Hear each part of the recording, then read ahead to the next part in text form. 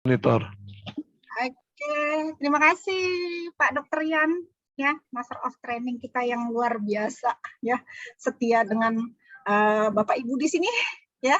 Baik, langsung saja saya izin share screen, ya. Tapi sebelumnya, ya, air beriak tanda tak dalam, air yang tenang menghanyutkan. Izinkan saya mengucap salam kepada Bapak Ibu sekalian. Assalamualaikum warahmatullahi wabarakatuh. Waalaikumsalam warahmatullahi wabarakatuh.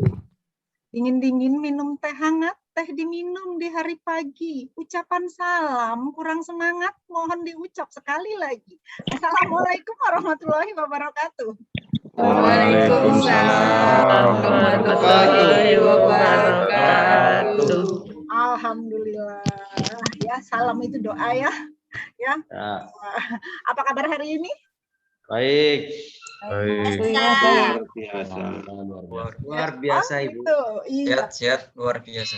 Alhamdulillah. Biasanya kalau BBPK Ciloto, apa kabar hari ini? Hari ini saya sehat, bahagia. Ya, oke. Coba, apa kabar hari ini Bapak Ibu? Hari ini saya sehat, bahagia. Awali, mulakan pagi hari Anda dengan senyum bahagia. Coba saya pengen lihat pada senyum bahagia enggak ya satu kelas ini. Pakai masker, Bu. Nggak apa-apa, Bu. Dokter gigi itu bisa menganalisa senyum walaupun pakai masker. Luar biasa. Ya, kenapa gitu? Karena di kampus 5 tahun jadi dokter gigi, saya ada materi mata kuliah ortodonti di mana di dalamnya ada cara menganalisa senyum seseorang. Jadi yang membuat senyum seseorang cantik itu pengaruh dari gigi. Ya. Bisa lihat yang giginya ompong, Bu. Jadi analisa senyum tuh, ya, biasanya kalau saya belajar ortodonti itu ilmu perataan gigi ya, yang pakai behel itu namanya ilmu ortodonti. Itu biasanya kami harus menganalisa profil wajah. Jadi dikirim foto close up pasien ke kita, kemudian foto dari samping ke kita. Kemudian mulailah hitung-menghitung. Apa? Ditarik garis dari sudut mata, ditarik garis ke bawah, ditarik garis dari sudut, dari median line ditarik. Kemudian kita akan lihat, apakah senyumnya normal berdasarkan profil depan atau tidak. Baru lihat dari samping. Hidungnya normal nggak dengan ujung bibir atas, dengan dagu. Jadi walaupun sekilas, kalau dokter gigi biasanya langsung tahu. Oke, intermezzo ya Bapak Ibu ya. Jadi kalau ada yang mau menganalisa senyum, boleh kirim foto yang close up-nya sama saya, nanti saya kirim ulang. Gratis ya. Boleh? Sering berdua suara sih. Oke, baik Bapak Ibu, kita langsung ya. Langsung ditindak lanjutin nanti dokter. Boleh. Ya kan? Kenapa? Saya nggak takut kalau saya rasa ilmu saya sudah tidak up to date lagi, saya tinggal kasih anak saya. Kebetulan putri saya yang nomor 2 dokter gigi. Jadi bisa ngebantu kan gitu ya, bahkan ilmu dia masih lebih baru ya karena dokter giginya baru 1,5 tahun ini. Oke. Bapak Ibu, kita masuk manajemen kelas hari ini. Kalau nggak salah saya berteori sekitar 1 jam 1 jam 60 menit. Sebenarnya 1 jam 15 menit, tapi nanti kita harus ada masuk breakout ya. Kita ada penugasan. Jadi sekitar 1 jam 15 menit. Nah, karena saya tahu Bapak Ibu sini kan akan menjadi seorang pelatih ya. Seorang pelatih kesehatan atau memang sudah selama ini menjadi pelatih kesehatan. Cuma mungkin belum punya sertifikat TPK. Sekarang kan lagi ngetren. Wah, sertifikat TPK ini tersertifikasi oleh Kementerian Kesehatan bahwa saya siap menjadi seorang pelatih. Ya, siap menjadi seorang pelatih kesehatan di instansi kita, ya. Atau mau jual ke tempat yang lain di daerahnya, silahkan, ya. Oke, jadi mohon maaf Bapak Ibu, kemarin ada yang masuk. Saya tim Fasil bertiga ya dengan Ibu Dr. Diana dengan Pak Slamet, tapi Mohon maaf banget karena memang kondisi BPPK Ciloto sekarang ya, pelatihan tumpang tindih, di mana juga kita harus ngajar juga di tempat lain. Jadi kemarin saya agak mendua sehingga kurang fokus. Kebetulan kemarin di kelas ya, jadi susah banget. Tapi saya tetap mengikuti ya, saya tetap mengikuti insya Allah ya. Sampai nanti di akhir pelatihan ini, kelas ini saya insya Allah mengikuti. Yang jelas waktunya saya tampil, saya perform, saya ada. Saya tolak semuanya, saya harus fokus ke sini dulu ya pada saat sekarang ya. Oke Bapak Ibu, kita masuk manajemen kelas. Oke. Yes, nggak kenal maka nggak sayang. Tadi sudah disampaikan oleh Dokter Yan. Ini sedikit tentang saya ya. Panggil saya Bu Asih aja. Namanya panjang banget ya. Panggil saya Bu Asih aja. Yang jelas tadi saya dentis. Oh, tapi nggak ada dipakai ini Bu di riwayat pekerjaan sebagai dokter gigi di rumah sakit atau puskesmas. Biasanya kalau dokter atau dokter gigi pasti di salah satu puskesmas atau rumah sakit pernah awal-awal. Ternyata saya enggak kan gitu ya. Saya selalu jadi dosen ya. Bahkan praktek kedokteran giginya cuma dipakai sore-sore. Ya, cari tambahan, buka warung. Istilahnya buka warung ya. Jadi buka warung sore-sore dan sekarang kebetulan warungnya di Pekanbaru, jadi diteruskan oleh putri saya yang nomor 2 karena dokter gigi ya. Oh iya, anak saya 3, yang nomor 1 dokter, kebetulan lagi ngambil spesialis penyakit dalam di FKUI RSCM, tapi tadi saya dapat berita sedih ya. Nah itu kan sedih. Kenapa? Dia nelfon saya pagi-pagi, Mama 2 hari ini abang flu, batuk, terus tadi pagi sudah nggak bisa mencium lagi, anosmia. Sudah kebayangkan dia terpapar COVID dan tidak bisa ke rumah sakit dan sekarang isolasi mandiri di apartemennya sendirian. Saya nggak boleh datang. Jadi saya cuma memantau terus dari pagi. Saya sudah telepon bisa 4 kali, 5 kali dari pagi karena belum pernah. Saya pernah terpapar COVID tapi saya nggak bergejala. Nah dia bergejala. Kebayang dia sendirian di sana. Ya otomatis pikiran ibu ya. Ibu ini tentu lain ya. Gitu. Nah itu anak saya yang tadi dentis, dan itu masih SMA kelas 2. Nah, oke Bapak Ibu, mudah-mudahan tidak mengganggu perform saya. Karena saya masih bisa WA-an dengan anak saya yang paling besar, yang dokter ya. Oke, baik Bapak Ibu. Ya tadi saya dosen dan saya pernah keluar. Saya pernah Widya Iswara saya cukup lama. Bapak Ibu bisa lihat saya Widya Iswara dari tahun 99.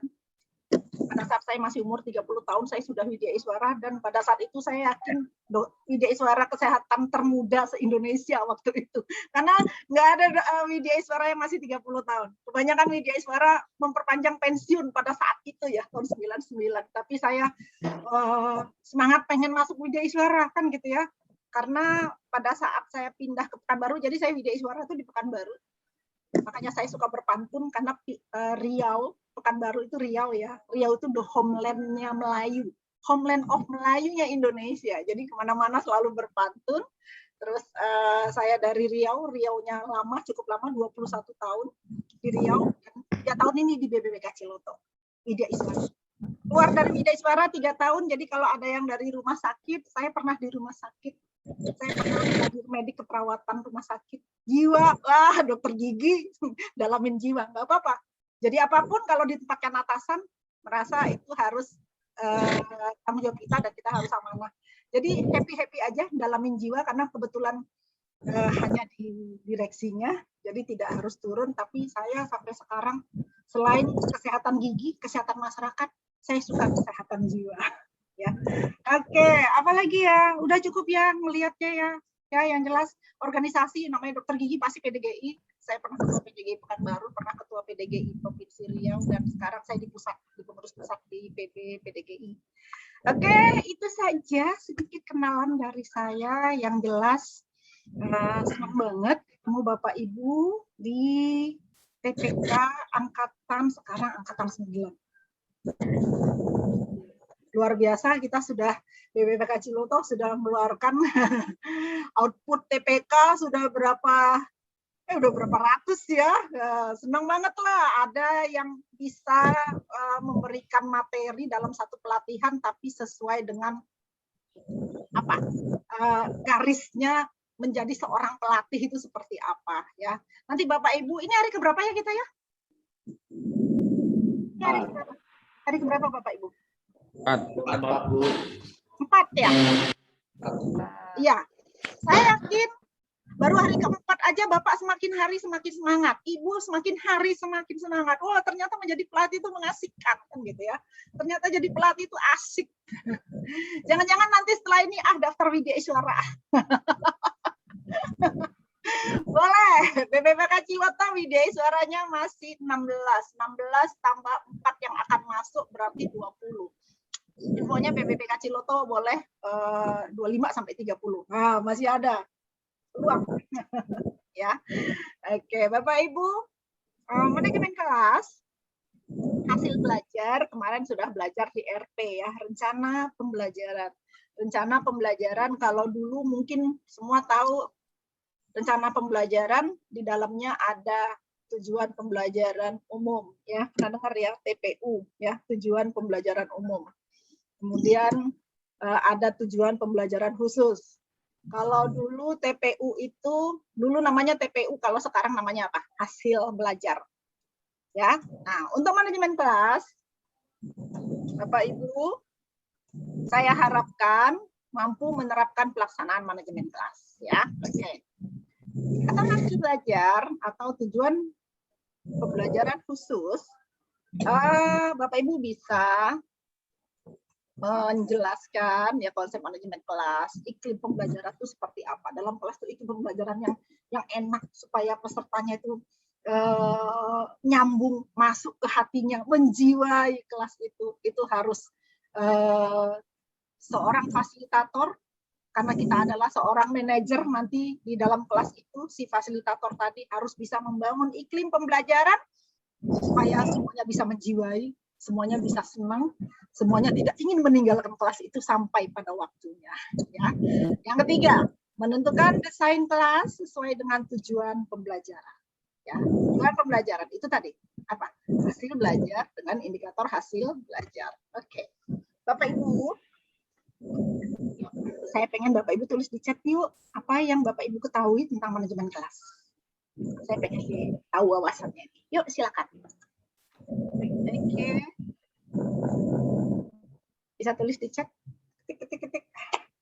Interaksi kita kalau online ya beginilah ya. Tapi boleh ngomong. Ada yang mau ngomong sama saya tentang manajemen ini, Mas? Boleh. Yang ketik-ketik boleh. Kenapa? Semua terdokumentasi.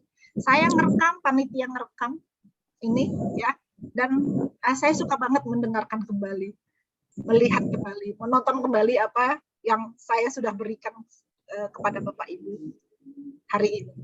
Ya, oke, silakan tulis di chat Bapak Ibu.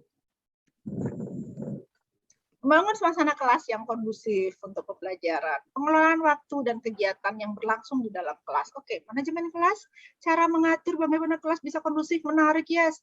Tata kelola kelas, oke. Membangun, mempertahankan kelas tetap menarik, tetap atraktif, kelas yang seru, kelas yang keren, kelas yang membuat kita cinta pada hari ini di kelas ini kan gitu ya. Oke. Kegiatan yang diupayakan oleh seorang guru menciptakan suatu kelas dalam rangka kondusif, mengatur semua kegiatan biar kelas nyaman, kelas kondusif, kelas efektif ya. Oke. Ini dari rumah sakit ya, banyak ya. Upaya melatih proses pembelajaran dalam kelas langsung. Oke, sistematis, yes. Oke. Ya.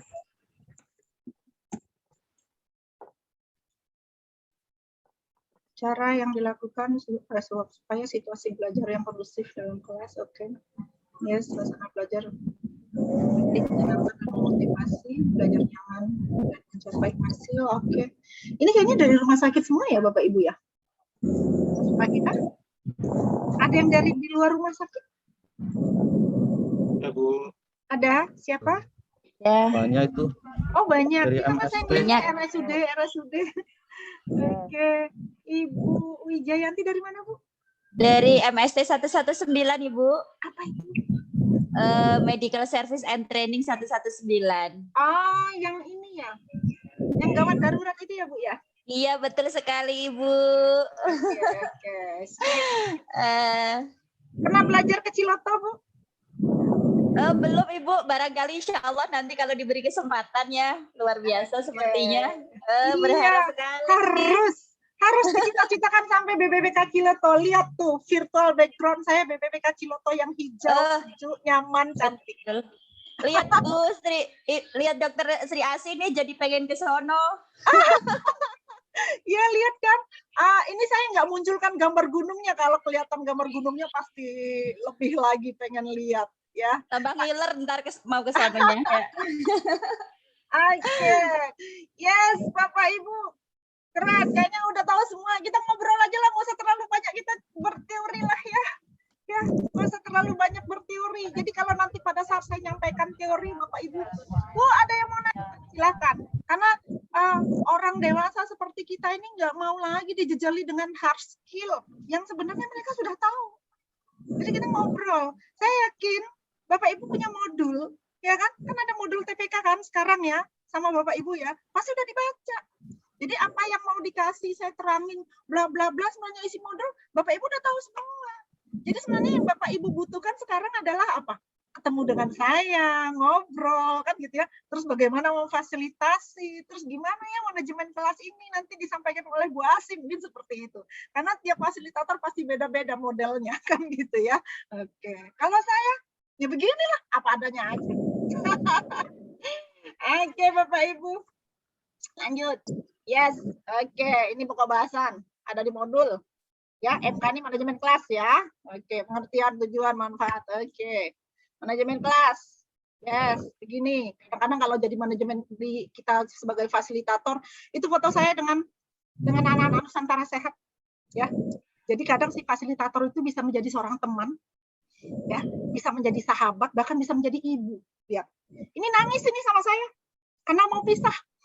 Mereka mau berangkat ke lokasi penempatan puskesmas, terus ketemu saya, nyampaikan sesuatu, terus nangis terpaksa datangin. Zaman dulu belum pandemi kita boleh-boleh aja nyentuh ya, nyentuh peluk ya sama mereka, ibu. Kadang-kadang boleh peluk ibu, nggak boleh sini nak. Saya biasanya kayak gitu ya. Dan mereka senang banget nih. Tuh, lihat, udah ada yang menghapus air matanya. Jadi sebenarnya apa? Menjadi seorang fasilitator bagaimana kita bisa menempatkan diri aja di dalam kelas itu ya. Bagaimana kita bisa masuk ke hati mereka. Bagaimana kita bisa membuat audiens itu adalah sahabat kita. Jadi kita ngobrolnya pun enak di dalam kelas, nggak kaku.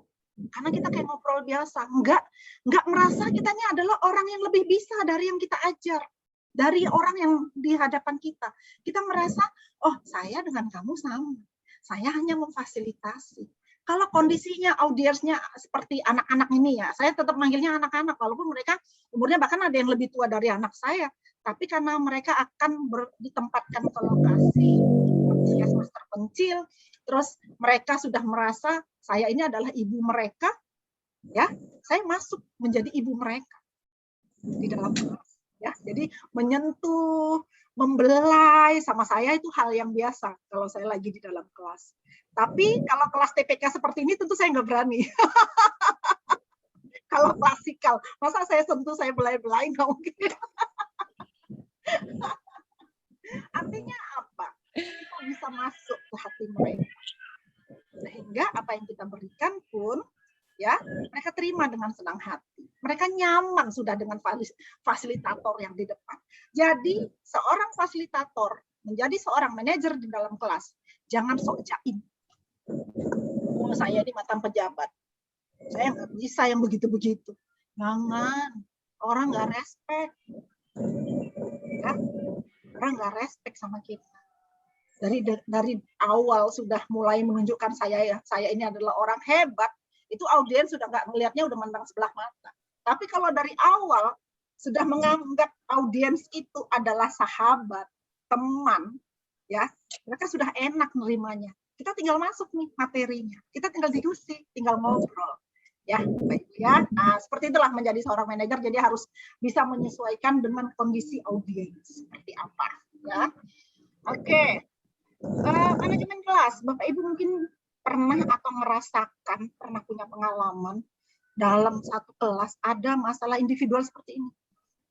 Ada peserta yang buat ribut, ada terjadi konfrontasi antar kelompok. Ya, ada saling sindir menyindir, ejek, mengejek, omong boikot, apatis. Ini apa yang mau kita lakukan sebagai seorang fasilitator di depan, ya, tanamkan. Sekali lagi, dalam satu pelatihan, karena kita tenaga pelatih program kesehatan, tenaga pelatih kesehatan, berarti yang kita berikan adalah orang-orang dewasa.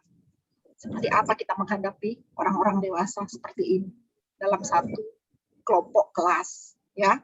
Oke, kemudian ada lagi, kalau misalnya ketemu ini dalam kelas tuh begini nih kondisinya, ini kenapa ya kira-kira ya, Bapak Ibu? Materinya nggak menarik, bosen. Kenapa? Materinya nggak Kelas menarik. hipnosis, Bu. Kelas hipnosis itu, Bu. Hipnotis Pak Ian. Ya, pesertanya ke hipnosis semua itu. Mungkin kelelahan dia, Bu. Iya, mungkin kelelahan. Oke. Itu kan dari faktor audiens ya. Kalau kita berpikir ini faktor penyebabnya adalah si Presentasinya fasilitator, kurang kira-kira menarik. kenapa? Tidak menarik. Tidak menarik. Apa lagi? Membosankan. Kaku. Fasilitatornya membosankan. Terus apa lagi Iya. yang keempat? Tidak interaktif sama peserta. Tidak interaktif sama peserta. Terus apa lagi? Tidak membangkitkan minat peserta. Tidak membangkitkan minat peserta. 6. Wah, ini udah jago-jago semua. 6. Apalagi? Apalagi ya. Apalagi ya. Tadi beberapa saya sudah sampaikan sih di depan ya. Menjadi seorang Fasilitator luar biasa ini. Kenapa Pak? Fasilitatornya luar biasa ini. Kenapa fasilitatornya Pak? Mampu menidurkan satu kelas. Tuh. Nah, itu Karena tadi kurang saya dia bilang, kali ya, Bu. dokter yang menghipnotis ini. Memang kelas praktek itu, Bu. Hipnosis. Praktek hibernasi ya. Nah, kita harus bisa menintrospeksi nih. Saya aja di kelas, kalau misalnya udah kelihatan satu orang aja sudah merasa nggak nyaman, kan kelihatan ya. Kita menjadi seorang fasilitator di depan kelas, kita kalau ngelihat ada dari bahasa tubuhnya, dia sudah merasa tidak nyaman. Kan tahu ya kita ya. Apalagi saya kerjanya ngeliatin di depan kelas, melihat satu-satu orang kan gitu ya. Saya tahu banget nih, dia udah nggak nyaman nih dengan saya nih. Ini harus diapain ini? Nah, kalau kita harus diapain kalau begini kira-kira, Bu? Energizer. Energizer. Apa lagi? Boleh nggak dibangunkan? Boleh nggak dibangunkan? Bangun, saya Kan mau kuis ngajar mungkin, gitu. Bu, biar bangun. Ice breaking, Bu, ice breaking. Nggak boleh, Bu. Fasilitatornya ikut Nggak tidur sopan, aja. Bu. Ikut tidur, Bu. Kenapa, Pak? Fasilitatornya ikut tidur. Fasilitatornya ngambil bantal juga. MOT-nya bingung. Tapi saya pernah menidurkan mereka ini. Saya pernah. Kok ditidurkan, Bu? Bukan dihipnotis. Memang saya suruh tidur. Ya, kenapa? Gini, saya punya pengalaman waktu saya mengajar, saya Master of Training pada saat itu. Ya kan? Sudah siang. Saya lihat pesertanya sudah nguap, ada yang sebelah sana sudah nguap. Pada saat itu puasa Ramadan. Dan anak-anak ini sudah bangun dari jam 2:30 pagi. Kenapa? Untuk sahur. Ya kan? Kan yang bangunkan mereka TNI yang mengatur di tiap-tiap asrama kan? Ya kan, bangunnya kaget ya, Bu. Sahur. Anak bangun sahur, terus mereka habis sahur mereka sholat subuh, entah sholat subuh entah apa, pokoknya harus ada ke lapangan aja. Dari jam 2:30 itu sudah nggak tidur lagi. Padahal tidur malam mereka itu jam 11 malam. Kebayang nggak Bapak Ibu? Mereka hanya tidur itu 2-3 jam sehari. Giliran masuk kelas, saya Master of Training. Pengajarnya belum datang dari Kementerian Kesehatan. Pada ngantuk semuanya. Terus saya bilang ini, aduh anak-anakku, ya sudah, pengajarnya belum datang. Saya kasih tidur 15 menit. Wah, bersorak semuanya. Tidur. Saya kasih waktu mereka tidur. Wah, keren MOT-nya, Bu. Kenapa, Pak, Bu? Keren keren MOT-nya, tahu keinginan peserta. Ya kan bisa ngelihat dari bahasa tubuh, nggak bisa dipaksakan. Dan saya tahu banget jadwal mereka padat sekali. Anak-anak ini Nusantara Sehat. Jadi jam 11 malam tidur, bangun 2:30, ya bangun 2:30, mereka harus baris dulu, hormat dulu, sahur. Ya, kalau anak-anak Nusantara Sehat baris lagi masuk ke ruang makan, ya di ruang makan harus doa bareng, makannya juga harus cepat-cepat, ya namanya dididik TNI ya. Jadi Iya, betul. habis itu masuk lagi, baris lagi. Baris lagi, terus sholat subuh, habis sholat subuh baris lagi. Terus mandi, masuk baris lagi, masuk kelas. Nah di kelas tentaranya lepas tangan karena sudah masuk of training yang pegang. Nah saya yang pegang. Saya tahu mereka pada ngantuk, ya kan? Itu aja saya sudah ngomelin Pak TNI-nya. Jangan jahat sama anak-anak saya. Saya biasanya gitu. Nah mereka ya udah. Pada saat di kelas ada waktu jeda, saya suruh mereka tidur 15 menit. Saya bilang bisa tidur 15 menit. Oh pada senang, boleh Bu, boleh. Udah 15 menit pada belum bangun, saya masih belum tega. Namanya ibu-ibu ya. Akhirnya sampai pengajarnya datang baru dibangunkan pelan-pelan. Yuk kita mulai lagi. Udah lebih seger kan? Udah lebih seger mereka. Ya, jadi memang kita harus tahu kondisi siapa audiens kalau yang seperti ini. Tapi kalau waktunya pendek, ya jangan disuruh tidur. Apalagi penyebab tidurnya itu adalah kita. Waduh, ini nggak bener ini manajer kelasnya, fasilitatornya ya. Oke, itu pengalamannya. Yes. Pengertian. Duh, saya nggak mau bacain lagi deh yang begini-begini. Bisa baca sendiri ya Bapak Ibu ya. Sudah Bapak Ibu tulis semua tadi di chat. Benar kan? Ya? Nah, kan udah keren-keren tadi jawabannya di chat. Saya save. Oke, ya. Jadi gimana kelas itu efektif, gimana kelas itu menyenangkan, gimana pesertanya termotivasi untuk belajar, gimana pesertanya dalam kondisi yang optimal, ada interaksi, tercipta lingkungan kelas yang nyaman sehingga peserta pun enak mendapatkan materi pembelajaran. Ya, oke. Yes, ini kalau kita satukan dari beberapa pendapat tadi. Ya, kuncinya ada proses interaksi edukatif dan terciptanya lingkungan belajar yang nyaman, enak, sehingga peserta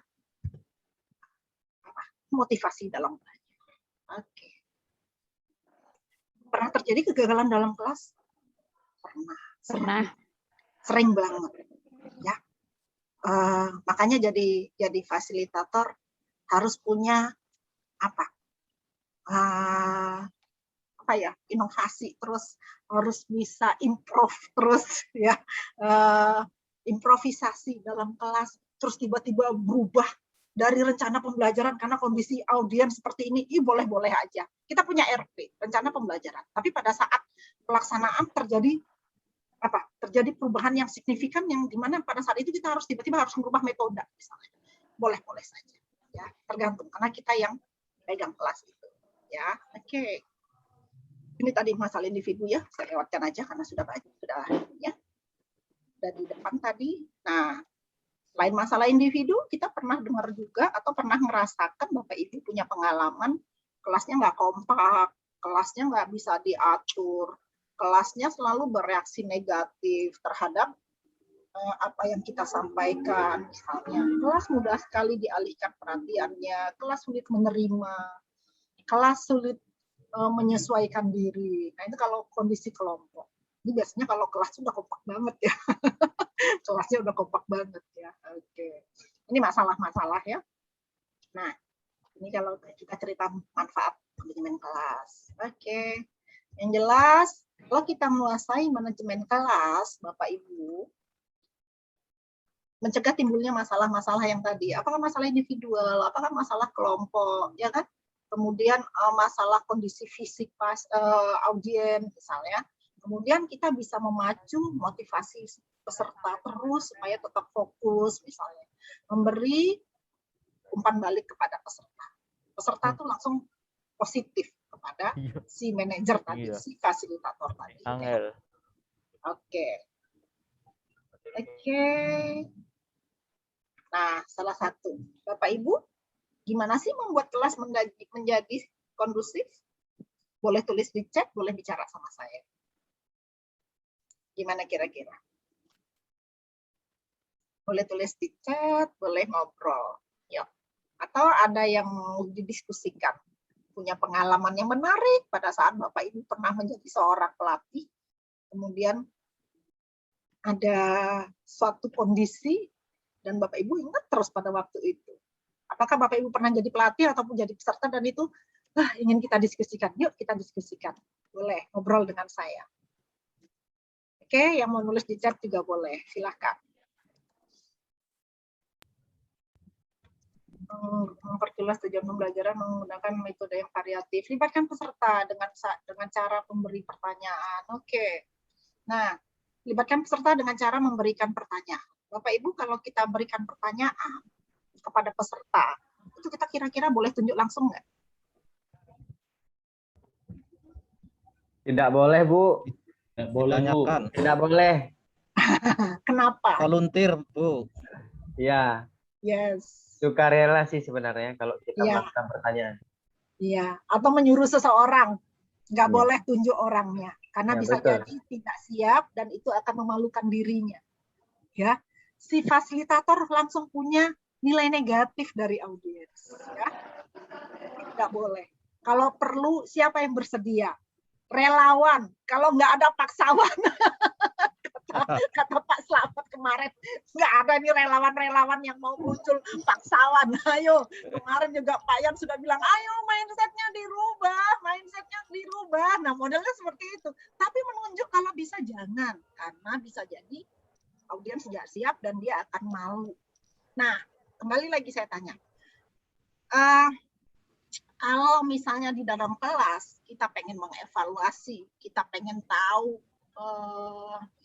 wawasan peserta, ya, itu sebaiknya dikasih pertanyaan apa mereka berbagi pengalaman. Dua. Dikasih pertanyaan apa disuruh mereka berbagi pengalaman.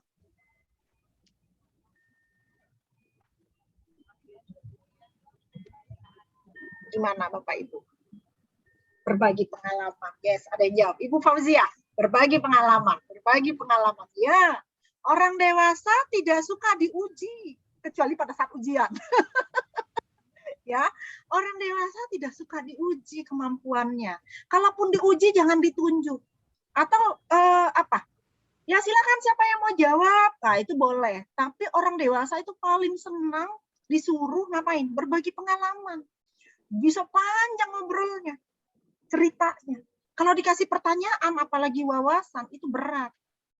Apalagi main tunjuk. Kalau saya makanya suka, yuk di chat yuk, gitu. Saya cuma pengen tahu wawasan. Jadi kalau ada yang nulis, alhamdulillah saya tahu wawasannya apa. Tapi saya nggak pernah mau nunjuk. Sebisa mungkin jangan menunjuk, karena takut dia malu.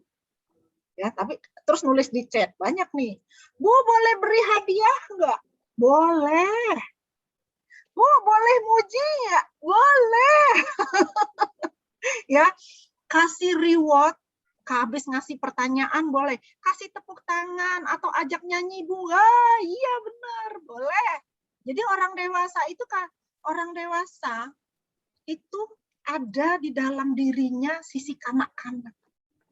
Sisi kanak-kanak itu ada rasa bahagia dia pada saat anak-anak tuh kalau lihat tuh bahagia benar ya. Nah, padahal kita sisi dewasa, kita juga ada sisi kanak-kanak kita. Dan kalau kita bisa mancing dari si fasilitator, memancing sisi kekanak-kanakan tadi dari peserta, dan itu akan buat dia bahagia, kelas aman. Ya, disuruh ke depan, nari, joget, entak-entak kaki, lagu potong bebek angsa, orang dewasa. Mau nggak? Mau. Jangan merasa, ih ini fasilitatornya norak banget. Mikirnya langsung negatif. Jangan. Kita perlu membuat orang yang di dalam kelas itu bahagia. Jadi nggak ngantuk. Kemudian apa lagi? Kelas itu lanjut. Tapi jangan lupa, jangan keterusannya. Tetap harus apa? Ada kembali ke laptop. Ya, itu sesekali memunculkannya supaya kelas tidak kaku dan kelas tidak nggak nyaman sama mereka.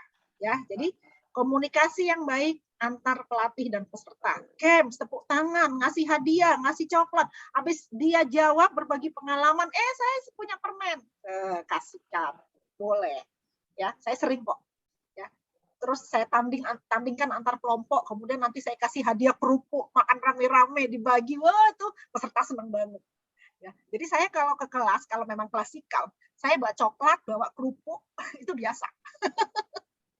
Ya, dimakan rame-rame itu mereka senang banget ya. Oke. Boleh nggak dikasih pertanyaan di luar tema materi yang sifatnya santai untuk mencairkan suasana? Boleh.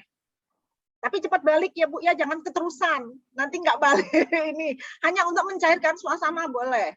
Karena belajar orang dewasa jangan terus digiring, mereka harus belajar tentang hard skill apa yang kita informasikan. Boleh, tapi jangan lama-lama Bu. Ya. Boleh nggak izin ke toilet?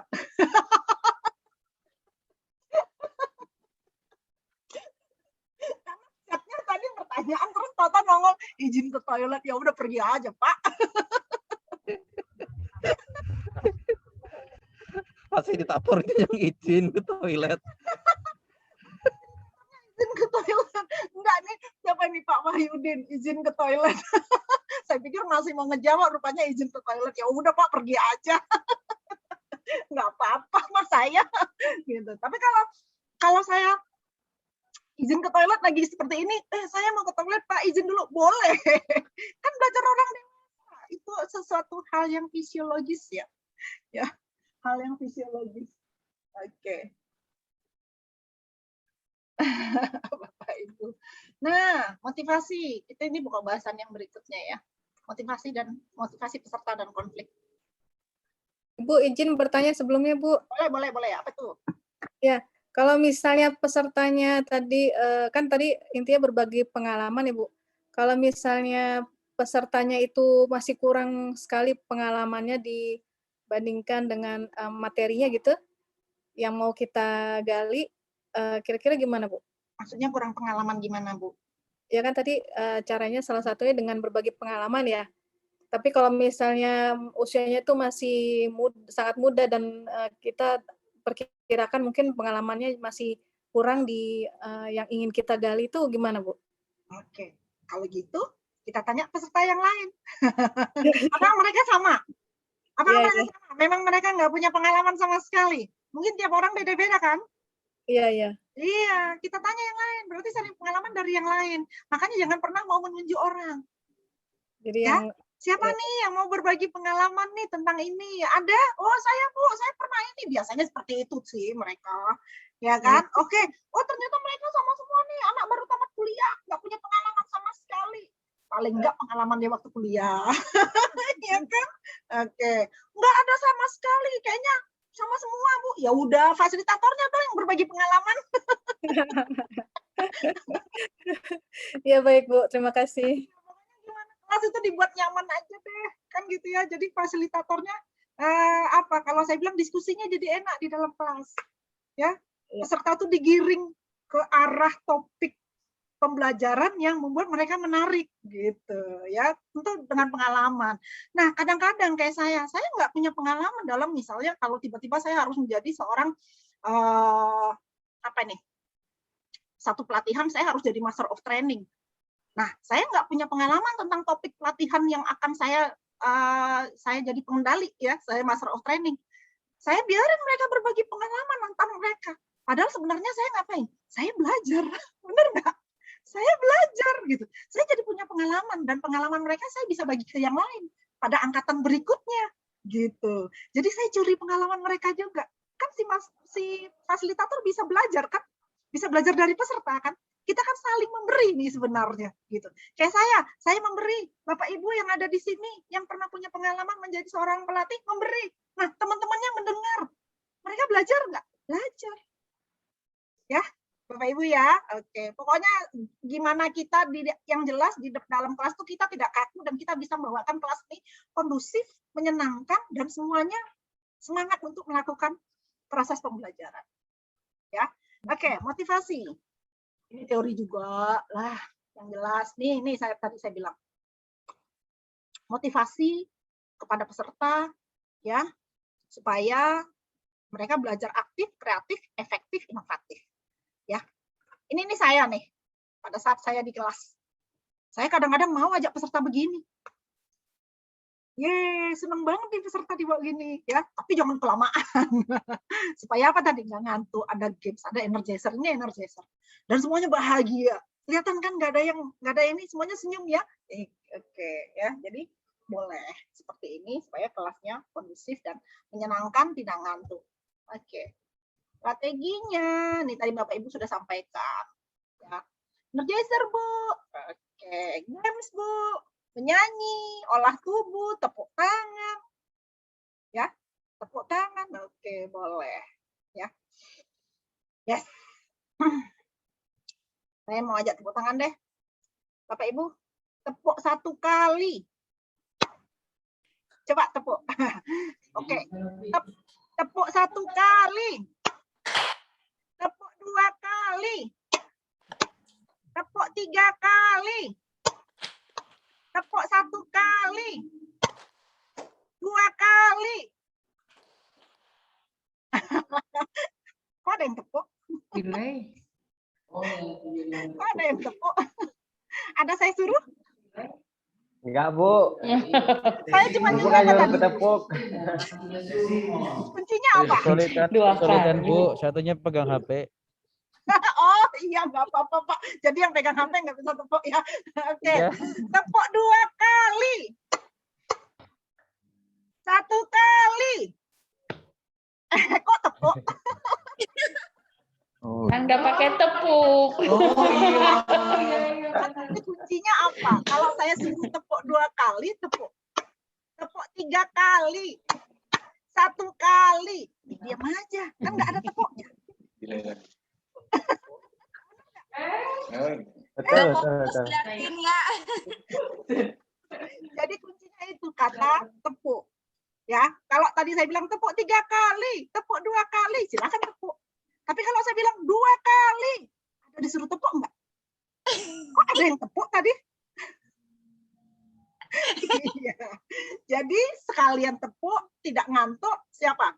Kita harus konsentrasi ya. Oke, contoh-contoh ya. Baik, konflik. Konflik merupakan perbedaan pandangan, kebutuhan, sasaran, dan tujuan berpengaruh terhadap hubungan antara dua pihak. Yes, kita tahu semua konflik. Apa itu konflik? Ya, tahu ya. Ini definisi-definisi saya nggak mau bacain lagi. Di modul ada dan semua tahu konflik itu apa. Konflik. Konflik ini di mana? Kita cerita konflik, Bu. Iya, karena di dalam kelas kadang-kadang kita suka muncul konflik dan fasilitator harus bisa menguasai konflik itu apa. Ya, harus bisa. Konflik perbedaan antara individu dengan individu, oke, kelompok dengan kelompok, ya, peserta dengan fasilitator, fasilitator dengan peserta, ya sama. Kemudian peserta dengan penyelenggara, peserta dengan peserta, oh, pokoknya bisa jadi ini akan mengganggu tujuan pembelajaran, maka kita harus bisa ngapain, ya, karena dengan konflik tujuan pembelajaran bisa nggak selesai. Banyak penyebabnya. Saya nggak mau bacain lagi karena Bapak Ibu pasti tahu. Ya, di modul juga ada. Kalau ada yang mau ditanya boleh lanjut ya. Ya, oke, sumber-sumber ya macam-macam lah. Ada yang merasa sudah pinter duluan, ada yang merasa oh saya pengalamannya nggak seperti itu, nggak bisa Bapak baca ceritakan hal yang seperti ini dalam kelas, itu namanya membodohi semua misalnya. Terjadi konflik. Nah, fasilitator ngapain? Harus bisa bantu menyelesaikan. Ya, menyelesaikan kondisi ini. Nah, kalau tidak diselesaikan, ini akan menghambat tujuan pembelajaran. Tapi konflik itu juga mempunyai dampak positif. Karena dengan konflik terjadi perubahan, perbaikan untuk si fasilitator, untuk panitia misalnya, untuk penyelenggara. Oh, dia tahu ada kesalahan di sini apa ya? Ya, kita bisa jadi apa? Introspeksi diri, kemudian kita bisa mengeluarkan keputusan-keputusan apakah yang menyebabkan konflik tadi. Ya. Oke, negatifnya ya macam-macam lah ya. Yang jelas komunikasi jadi nggak nyaman, mengganggu keeratan, ya. Kemudian mengganggu kerjasama, ya. Ada ketidakpuasan di sini, ya itu konflik. Nah, penyebab atau solusi harus kita damaikan. Win-win solution, tidak ada yang dimenangkan. kemudian bisa dengan kompromi. Ini teoritis ya. Kita boleh bernegosiasi. Kalau perlu pakai pihak ketiga, pakai pihak ketiga ya. Kemudian kompetisi, ya ini teori ya. Kalau cuma sekedar masalahnya itu sepele, ya udah lebih baik menghindar. Ya, oke, yang jelas kita harus tahu kita konflik dengan siapa, apa masalahnya. Ya, tentu beda penyelesaian konflik tukang becak dengan pejabat misalnya ya. Kemudian seminimal mungkin jangan libatkan orang banyak. Oke, itu konflik. Saya sampaikan sedikit aja karena ini adalah secara umum. Nah, saya sekarang masuk yang desain kelas. Desain kelas sesuai tujuan pembelajaran. Nah, Bapak Ibu kalau di dalam kelas ngajar, suka yang seperti ini, apa suka yang teater? Tahu yang teater? Seperti kelas di sekolah, SMA, SD, itu teater. Suka yang begini, apa yang teater? Yang Yusuf. Iya, yang Yusuf. Kenapa? Belajar orang dewasa seperti ini. Jadi nggak ada istilah di belakang. Nah, saya tanya, Bu Wijayanti, kalau misalnya yang kayak begini ini suka di posisi yang mana, Bu? Saya paling suka yang ini pas di depan ini yang ada bunganya, Di tengah ya? Ya. Yang di tengah ya. Oke, kenapa, Bu? Kenapa? Kenapa suka? Oh, kalau saya pribadi ini soalnya berkaitan dengan ini, kalau misalnya saya di samping itu suka kadang kan ada LCD-nya, ada monitornya itu kan hanya satu, layarnya kan hanya satu gitu. Oke, jadi ini tempat favorit ya yang berkaitan sama lehernya itu suka tengeng. Yang keempat ini biasanya favorit ya, Bu ya? Iya. Terus juga. Ini bisa lihat kemana-mana gitu, maksudnya lihat temannya itu kayaknya lebih enak aja lebih gitu. luas pandangannya gitu. Terutama kalau orang tuh lihatnya apa? Layar, selalu begitu kan. Oh, lihat memandang layarnya lurus gitu. Ya kan? Kalau saya suka di sini, tapi kondisinya mata. Karena kenapa? Layarnya jadi jauh. Jadi ada kelebihan, ada kekurangan. Tapi yang jelas, dengan kondisi ini, seorang fasilitator bisa apa? Bisa jalan-jalan kemana-mana, bisa interaktif. Fasilitator bisa interaktif sama peserta. Bisa dekat sama peserta. Bahkan bisa menyentuh, nepuk. Kalau saya biasanya kalau yang ibu-ibu, sekarang, ayo Bu, aduh ibu hari ini cantik banget jilbabnya, aduh serasi ya. Saya suka begitu tuh. Jadi kalau lihat Bu Asi sampai begitu banget, sebenarnya nggak apa-apa. Itu apa? Membuat orang tuh seneng. Terus satu lagi, kalau udah begini dalam kelas itu biasanya saya nggak pernah di depan di mejanya itu tidak ada nama, name desk. Kenapa? Orang dewasa itu paling senang ya, merasa sangat dihargai apabila dipanggil namanya. Ya, dipanggil namanya. Tapi bukan dikasih pertanyaan ya. Jangan dikasih pertanyaan, Pak. Jangan marah dia. Tapi cara kita mendekatinya, Pak Agus keren hari ini jawabannya luar biasa gitu kan. Ada yang mau kasih? Saya tunjuk tangan. Oh iya silakan. Kita sebut namanya. Mereka tuh senang banget. Jadi terjadi kedekatan. Nah kalau misalnya terjadi kondisinya berbaris, kadang-kadang nama nggak kelihatan. Terus biasanya kalau posisi berbaris di belakang, itu biasanya apa? Gampang lah, biar nanti ke toiletnya gampang. Oh saya beseran, jawabannya begitu-begitu ya. Tapi sebisa mungkin kondisi kelas dikondisikan, lihat ruangan, kemudian lihat juga metode yang mau kita pakai. Kita mau pakai metode apa? Kalau misalnya metodenya kelompok, misalnya banyak nanti belajar kelompok, mungkin Bapak Ibu bisa menggunakan metode KV. Apa itu? Kelompok per kelompok sudah dibuat seperti itu. Ya. Nah, kalau cuma ngasih teori, ceramah tanya jawab boleh yang seperti ini, Yusuf. Ya. Nah, ini ya Yusuf atau Visep. Seperti ini. Oke, ya Bapak Ibu ya. Kapal kuda. Yang begini ya, Bapak Ibu ya. Nah, oke. Jadi layar boleh di sini, boleh di kanan, kemudian whiteboard-nya di tengah, media yang lainnya, flip chart misalnya boleh di ini. Nah, kondisinya silahkan peserta yang memilih sendiri dia mau duduk di mana. Kan belajar orang dewasa. Lebih cepat, lebih baik duduknya. Biasanya kalau di dalam pelatihan Wah, cari posisi kan gitu ya. Ya kan, aku sekali ini duduknya mau dekat dengan Ibu Wijayanti deh, kan gitu kan. Mau dekat Ibu Nani deh, mau dekat Ibu Retno deh, misalnya, ya kan. Kalau yang bapak-bapak, sekali ini pengen duduk dekat yang cantik, biar semangat terus belajarnya. Boleh nggak? Boleh. Kita dari panitia sih ngasih aja. Silakan. Tapi jangan keterusan ya, bahaya. Apalagi kalau pelatihannya lama. Gawat nanti BBBK Ciloto. Memikirkan panitia. Memikirkan peserta. Oke. Ini yang klasikal. Ini klasikal biasanya kalau ruangannya itu lebih kecil. Ya, kalau ruangan itu lebih kecil. Kita harus buat seperti ini. Tapi kalau ruangan cukup untuk USTEP, untuk belajar orang dewasa dalam satu pelatihan, silakan pakai yang besar. Ya. Kalau seperti ini, ya, biasanya kalau kita datang paling cepat, ya, suka duduk yang mana? Yuk. Cepat ke belakang, Bu. Tengah. Tengah aman. Nggak kelihatan. Nggak kelihatan, Bu. Nah, Ibu, Bapak-bapak nih, dapat informasi nanti fasilitatornya, yang datang ternyata yang mau berbagi pengalaman sama kita ini artis loh. Artisnya cantik banget. Ya kan? Kayak Ashanti gitu kan. Mau Di berbagi depan pengalaman. pasti. Nah, Bapak-bapak mau duduk depan apa belakang? Pasti di depan. Belakang.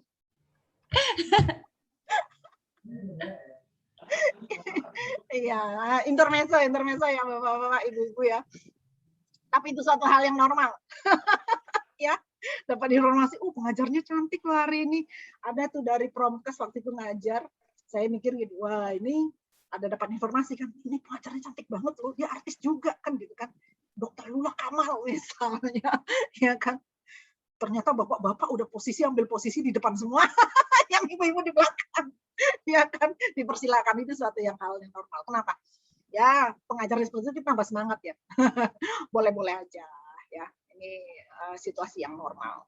Oke, ya yang jelas saran saya kondisi kelas sesuaikan dengan metode, sesuaikan dengan luas ruangan ya Bapak Ibu ya. Oke, ini teori menurut Sugiono. Oke, yang jelas kondisi desain kelas itu ada komunikasi ya. Ada komunikasi antara peserta. Cahaya ini juga harus lihat ya. Jangan, saya tuh nggak suka kelas yang gelap. Ya, kelas saya mau PowerPoint terus digelapin semua kayak teater, nonton bioskop, saya nggak suka. Saya nggak suka badan saya, wajah saya nggak kelihatan sama peserta, digelapin semua hanya gara-gara fokus kemana? Ke layar. Karena sebenarnya layar itu kan hard skill yang sebenarnya ada juga di modul mereka. Jadi penataan cahaya sampai gelap hanya gara-gara mau lihat layar, saya nggak setuju kalau saya ya. Ya mungkin ada fasilitator yang lain sukanya seperti itu, tapi kalau saya enggak. Saya mau mimik wajah saya, body language saya, terus saya ngobrol sama teman-teman tuh mereka tuh ngelihat full gitu loh. Ya, mereka tuh ngelihat full sehingga diskusinya jadi enak. Karena tidak melulu kita harus lihat monitor kan, tapi kita diskusi dengan si fasilitator itu yang lebih penting kalau saya. Ya, jadi penataan cahaya juga dikondisikan, jangan seperti bioskop. Ya, fasilitatornya cuma bayang-bayang. Hanya mau fokus ke monitor ya, layar. Oke, tapi pencahayaan kurang tepat juga melelahkan mata ya, sehingga terlalu terang gitu ya. Nah, kalau di Ciloto biasanya kita tidak matikan lampu, kita tutup apa? Kita tutup jendela sedikit. Hanya yang di depan saja. Hanya yang di depan untuk pas yang di dekat layar. Selebihnya fasilitator harus tetap terlihat dan peserta harus tetap terlihat ya. Oke, suara juga tidak boleh terlalu keras, bergaung tergantung sound systemnya ya. Yang jelas Bapak Ibu sebagai seorang fasilitator tetap harus bisa menjaga intonasi suara. Ada penekanan tertentu terhadap kata-kata yang bisa menggugah atau selalu diingat oleh peserta ya. Suhu udara dalam kelas juga harus dipikirkan oleh seorang manajer atau si pengelola di dalam kelas tadi. Ya, kalau di Ciloto suhu biasanya bisa 16 derajat sampai 24 derajat karena dingin. Nah, kalau gitu kami persilakan boleh pakai jaket peserta, nggak dilarang. Kalau Ciloto lihat peserta pelatihan berjaket-jaket ria itu hal yang normal karena memang dingin ya. Di Ciloto tuh nggak perlu pakai AC. Ya, AC-nya nggak bisa dimatiin. Oke, Bapak Ibu. Ya, yang jelas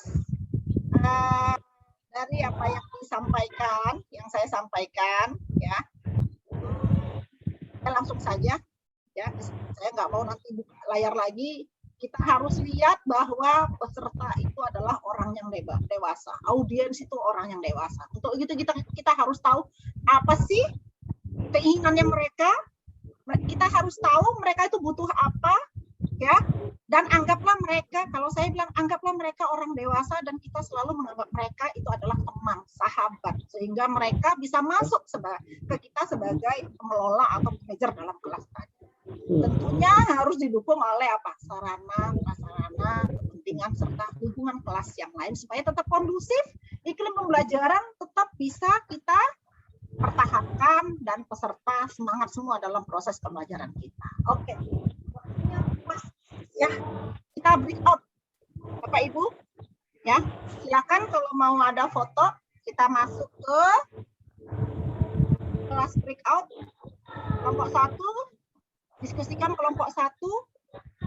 Kelas 1, diskusikan skenario-nya, situasi peserta kurang fokus, acuh, apatis, dan pasif. Kelompok 2, situasi peserta sulit dikendalikan karena ada peserta yang tidak puas. Kelas 3, kelompok 3, peserta kurang semangat, mengantuk, level energinya menurun. Kemudian buat strategi bagaimana memotivasi kondisi kelas yang seperti itu. Ya, jelas ya Bapak Ibu ya.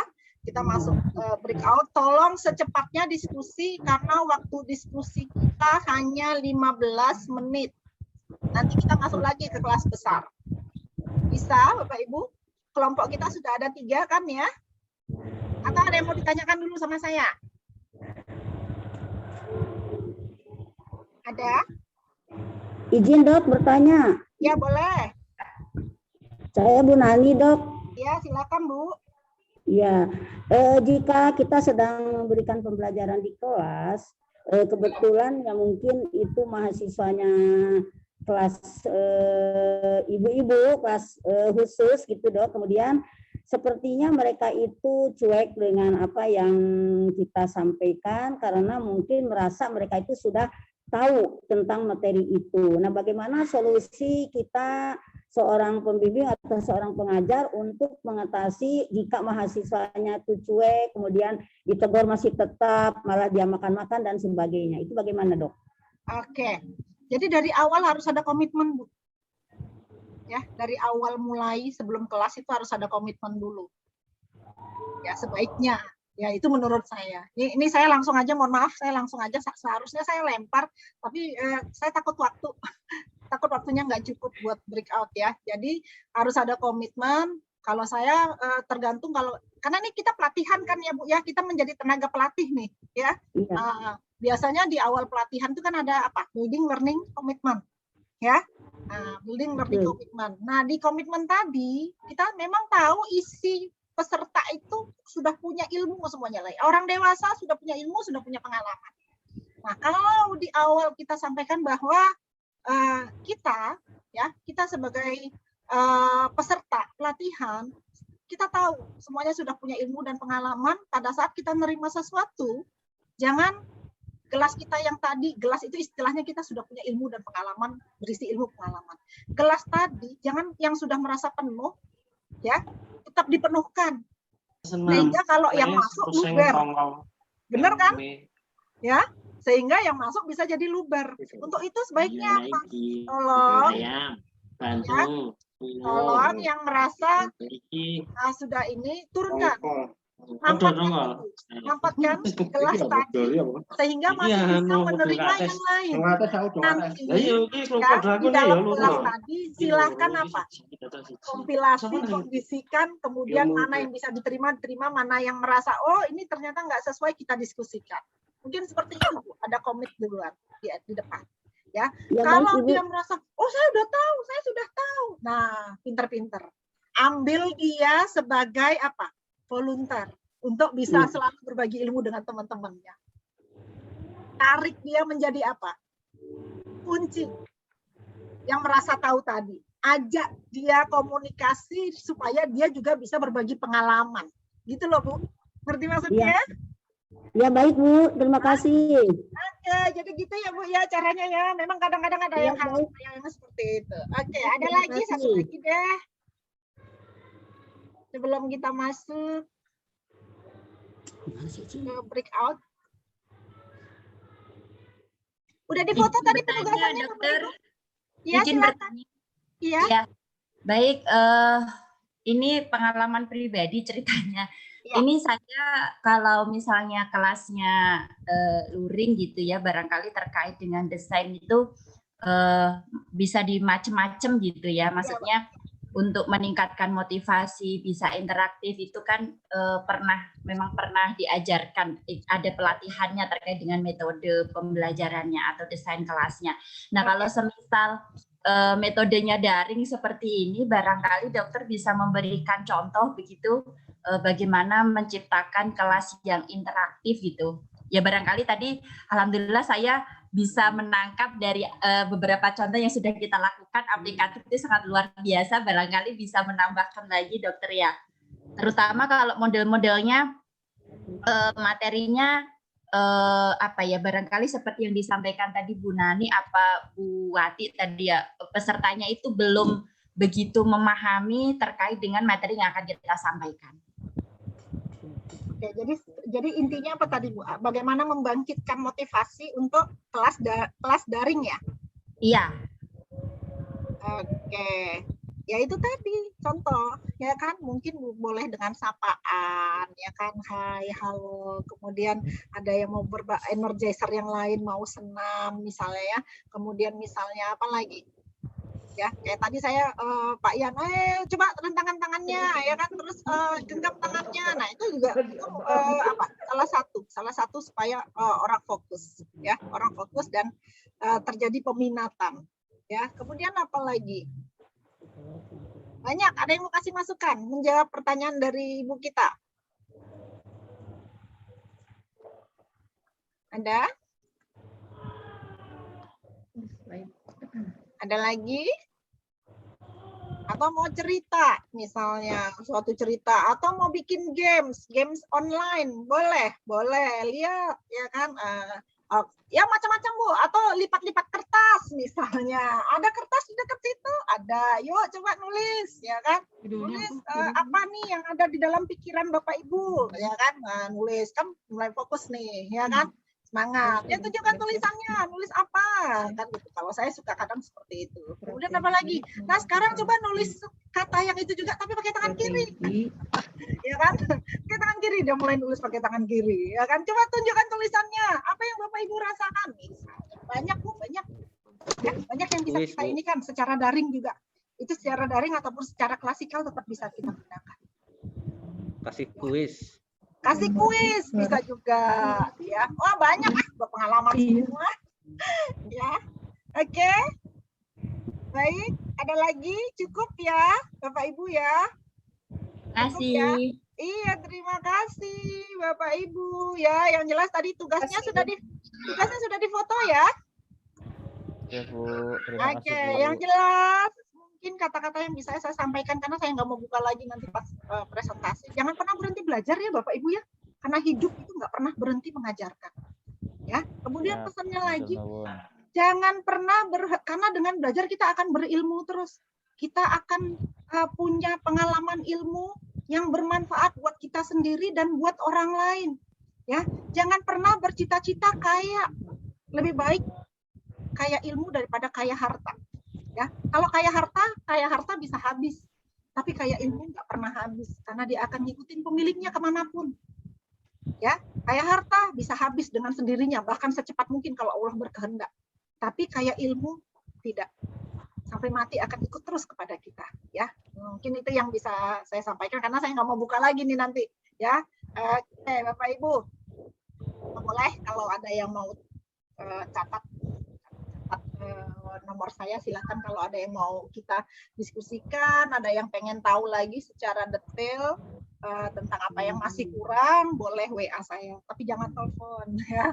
Kenapa? Kalau telepon kadang lagi ngajar, kadang lagi di mana susah ngangkatnya, tapi kalau insya Allah kalau memang WA saya masih ada lowong, saya akan balas ya Bapak Ibu ya. Mungkin itu saja, silahkan kita masuk ke breakout ya, kita masuk ke breakout. Siapa? Pak Dayat. Ya, siap. Ya, kita breakout Pak Dayat. Langsung, 15 menit. langsung ya Bu ya, saya breakout. Ya, langsung saja. Ya, 1, 2, 3. Silakan tinggal join Bapak Ibu. Oke. Berapa menit Bu Saya di Asih? kelompok mana ya kemarinnya Pak Dayatnya? Udah saya di ini Bu, ditukar-tukar. Oke, silakan. Ya, terima Ya, kasih ya. Pak Dayat. Saya masuk Ya, kelompok sama-sama. 3 ya, Bapak Ibu.